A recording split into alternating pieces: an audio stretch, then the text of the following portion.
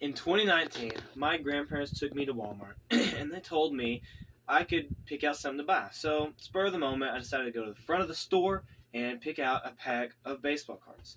I opened them up and it lit a fire inside of my heart. And since then, I've collected more and more sports cards.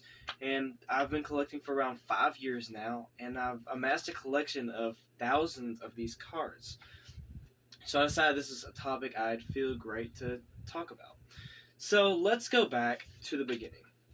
Late 1800s, the start of baseball cards. These baseball cards came in tobacco cases, cigar boxes. They were very simple cards with just like the face of the player and their team name. This is where you get the famous T206 Honus Wagner card, one of the rarest and most valuable cards ever. Now, cards are more mass produced. They're made for more on their value than they were back in the day. So I'm going to go through some famous historical cards.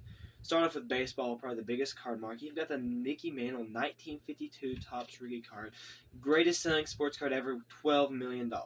Any Babe Ruth card's worth a lot. Nolan Ryan's 68 rookie card, one of the greatest pitchers ever. Hank Aaron's 54 rookie card. Ken Griffey Jr.'s 89 rookie card, one of the greatest cards of the 90s. Other sports such as Wayne Gretzky, the greatest hockey player, his 79 rookie card. Michael Jordan's 86 rookie card, one of the greatest, most coveted cards in sports cards. Tom Brady's 2000 rookie card, and Kobe Bryant's 1996 rookie card. Sports cards have this deep history, with many cards having great historical monetary value. But what about the present and the future of these cards? Well, now, sports cards are collected, traded, and sold, and it brings this whole new level to the hobby. You'll find convention centers, stores, where people go in, they'll trade, they'll sell, and they'll buy sports cards.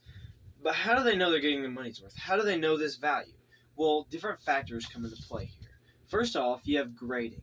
Cards can be sent off to companies such as PSA, where they will grade them, send them back in a plastic case, and they'll be graded 1 through 10 based on their condition, with 10 being the best, which increases their value.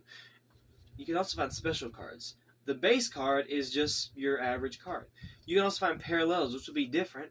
You'll find autograph cards, relic cards, which have a piece of their jersey or their bat or their shoe in them. You'll find cards that are numbered to only a certain print run, and also the elusive 1 of 1, which only has 1 print run.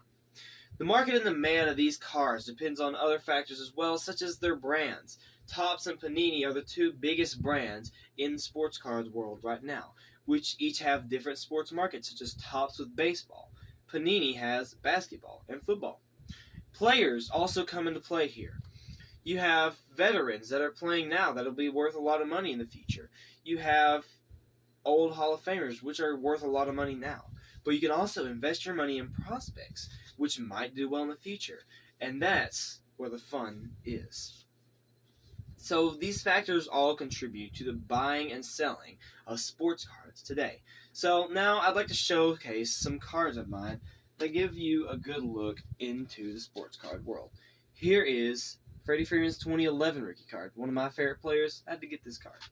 Corey Seager from my team, the Texas Rangers, world champion team last year. Love this card. You have from my dad's collection, Cal Ripken Jr.'s 82 rookie card. You got Shohei Ohtani's 2018 rookie card. He's the biggest player in the game today. You have Kevin Durant, one of the greatest basketball players of all time, 2007 rookie card. And finally, we have a graded PSA 8 Scottie Pippen rookie card, the greatest basketball player to ever come out of Arkansas. So, those are some examples of sports cards and some great ones from my collection. So, I've talked about the past, talked about the present and the future, shown you some of my cards. So, let's wrap it up. I've collected for many years, 5 years. So, this is a comfortable topic for me to talk about. Sports cards have a very rich history and a bright future, and the market is always changing. Here are my note cards.